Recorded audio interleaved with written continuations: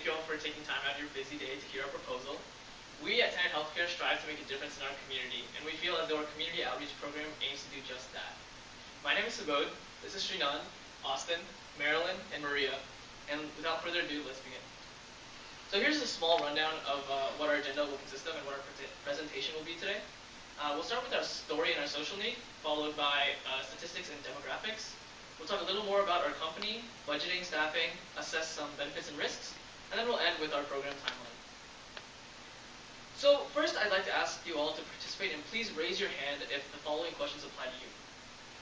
Could you please raise your hand if you know what depression and or anxiety is? Thank you. And if you can please keep your hands raised if you know someone that's actively dealing with depression or anxiety.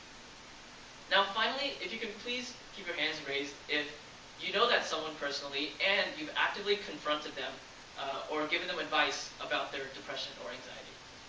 Now if you guys can please have your hands raised, and if everyone can look around the room and see how little hands are raised now compared to before when I asked what depression or anxiety was. Now thank you all for your participation. You may lower your hands. So according to the Anxiety and Depression Association of America, approximately 40 million adults suffer from these conditions in the US alone. And only about a third of these individuals are actively seeking treatment for their condition. And the biggest thing is that both anxiety and depression are treatable conditions. And so we really need to raise awareness for this kind of point just so that these people are able to seek treatment. And that's what our program aims to do. And so let's look specifically at an individual, Bridget. Now, Bridget is a 55-year-old homeless woman who's dealt with depression and addiction. Now, Bridget also, some experiences that she may be feeling are constantly feeling trapped in a room without no escape or any form of escape from that kind of problem. And so what she was able to do was attend a recovery program in DFW for her mental health that aimed to treat her condition. And upon successful completion of this program, she was able to reintegrate herself into society. Now I'd like to pass it off to Srinan to talk more about our social need. Thank you, Subodh. Alright, so the social need that we're going to be addressing is mental health awareness and support. So the many mental issues out there, that we will be dealing with mood disorders as well as anxiety disorders. So mood disorders specifically, there is either an increase or a decrease in the mood. So depression is an example of a decrease in mood, and it can be due to, for example, a loss in the family can cause feelings of unhappiness, helplessness, and so on. Anxiety disorders, on the other hand, have the elements of anxiety and fear itself, and they cause physical symptoms such as increased heart rate and so on. And they can be due to various triggers, like public speaking, for example, can trigger some people. So our idea is to set up mental health counseling and support groups in the DFW area. So we're going to be partnering with UT Southwestern as well as the Bridge for facilities, staffing, and transportation. So UT Southwestern is already an established medical center in the DFW area that has healthcare facilities as well as healthcare professionals. And then the Bridge is a homeless shelter located in downtown Dallas, close by to Southwestern as well. And it will provide transportation. So in the story that Subodh just mentioned about Bridget, she was in a 10-month-long recovery program that was aimed to reintegrate homeless participants into society with career guidance and so on, as well as addiction recovery and mental health. So our program in particular will be an 8-week curriculum-based program to deal with mental health specifically. So we're going to be using 2 techniques, cognitive behavioral therapy as well as group psychotherapy.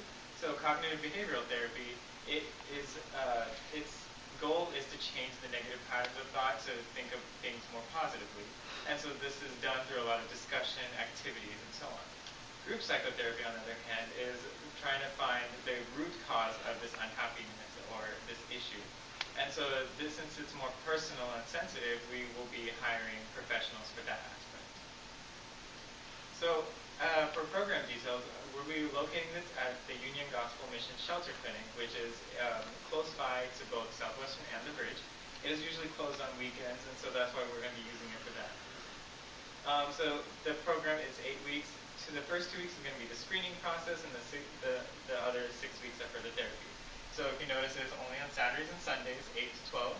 In the screening process, the 3 psychologists that we're going to be hiring, the professionals, are going to screen for 30 participants who have from mild to moderately severe mental health illness. And this screening process is just to make sure that they're not going to be a danger to themselves or to other staff members throughout this entire therapy.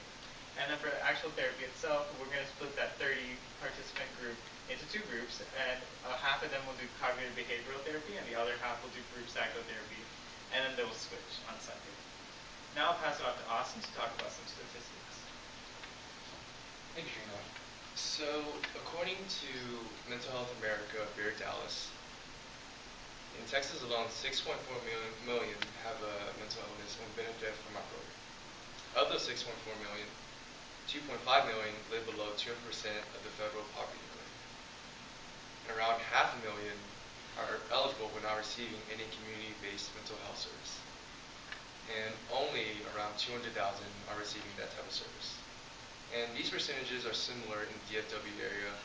And with all these numbers, it's very evident that mental health is a big issue that needs to be addressed. So, in terms of our participants, we are looking to have 30 in our program, male and female ages 21 and older, of all ethnicities. And what makes our program different from normal therapy sessions is we target people of low socioeconomic status because we have found that mental health is very prevalent in that area and resources are limited for them. And now I'll pass it off to Marilyn, who will talk about our company. Thank you, Austin. So we are Tenet Healthcare, and as we said earlier, we are a very large company. We are the 3rd largest for-profit healthcare corporation in America. With over 80 hospitals and 130,000 employees across the nation, we believe we have necessary resources to fulfill our program to the best of our ability. So following the mission statement of our company, which says to help people live happier, healthier lives, our program is focused on helping those that are struggling with mental health issues find coping strategies to live their life better. So as we said earlier, UT Southwestern is partnering with us in this program.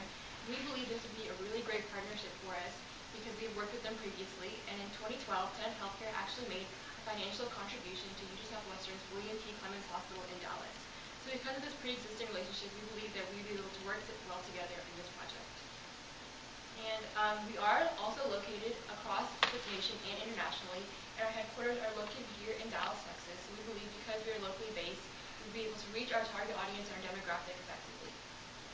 And so staffing. In terms of staffing, we've split our staffing needs into 3 categories. The first one being Tenet Healthcare employees. So we are going to be recruiting 16 employees directly from Tenet Healthcare. They're going to be in charge of handling tasks such as registration, organization, and logistics to make sure all our sessions run smoothly. Secondly, we're going to be utilizing healthcare professionals directly from UT Southwestern. This is going to consist of 3 licensed psychologists, and they are going to be conducting the screening process in the beginning and also the group psychotherapy sessions. Lastly, we're going to be utilizing student volunteers directly from UT Dallas and UT Southwestern. So they are going to be in charge of organizing and conducting the cognitive behavioral therapy sessions. So we will have 5 medical students and 10 UCD students from organizations such as AED, Molding Doctors, and HOSA. And now I'm going to pass it on to Maria, who's going to talk more about our finances and budgeting. Thanks, Marilyn. So our budget consists of 4 main parts. We have staffing, location, marketing, and transportation. So for staffing, our biggest component is going to be the salaries of our 3 psychologists.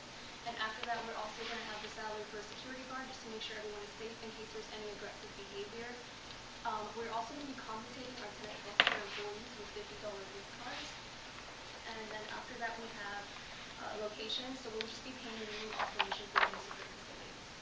And then after that, we have marketing. So that is just going to include the flyers and brochures that we're going to print out. And we're going to post these all on UT Southwestern, Parkland, and the Bridge. And that's how we're going to recruit our members to our program. And aside from this, we will also have the staff personally refer members to our program. And then lastly, we have transportation, which will just be the shuttles from the Bridge. So overall, our budget comes out to $14,920, and we hope to receive half of these funds from Tenet Healthcare and the other half from the Dallas Chamber of Commerce. So the main benefits to our program are, first of all, we are going to help people live better lives, people that have mental health care issues. We're also going to raise awareness for these issues, and we're going to give them long-term coping skills that they can use even once our program is over.